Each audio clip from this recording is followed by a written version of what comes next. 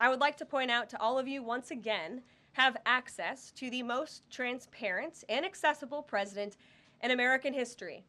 There has never been a president who communicates with the American people and the American press corps as openly and authentically as the 45th and now 47th president of the United States. This past week, President Trump has held multiple news conferences, gaggled on Air Force One multiple times, and sat down for a two-part interview on Fox News, which aired last week. As Politico summed it up best, Trump is everywhere again. And that's because President Trump has a great story to tell about the legendary American revival that is well underway. And in keeping with this revolutionary media approach that President Trump deployed during the campaign, the Trump White House will speak to all media outlets and personalities, not just the legacy media who are seated in this room. Because according to recent polling from Gallup, Americans' trust in mass media has fallen to a record low. Millions of Americans, especially young people, have turned from traditional television outlets and newspapers to consume their news from podcasts, blogs, social media, and other independent outlets. It's essential to our team that we share President Trump's message everywhere and adapt this White House to the new media landscape in 2025. To do this, I am excited to announce the following changes will be made to this historic James S. Brady briefing room, where Mr. Brady's legacy will endure. This White House believes strongly in the First Amendment, so it's why our team will work diligently to restore the press passes of the 440 journalists whose passes were wrongly revoked by the previous administration.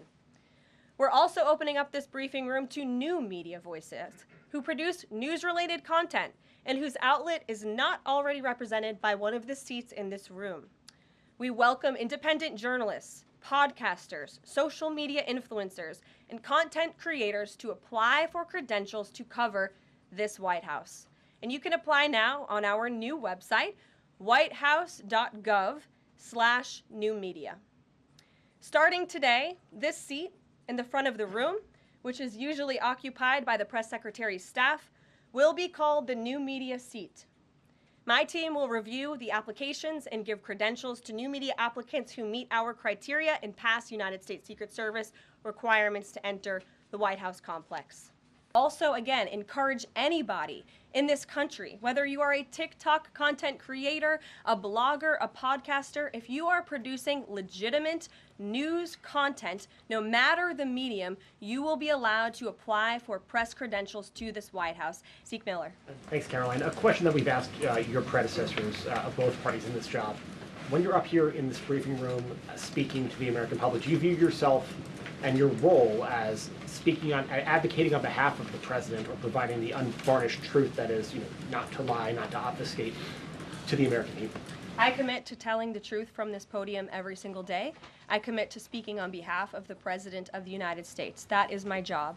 And I will say it's very easy to speak truth from this podium when you have a president who is implementing policies that are wildly popular with the American people, and that's exactly what this administration is doing. It's correcting the lies and the wrongs of the past 4 years, many of the lies that have been told to your faces in this very briefing room.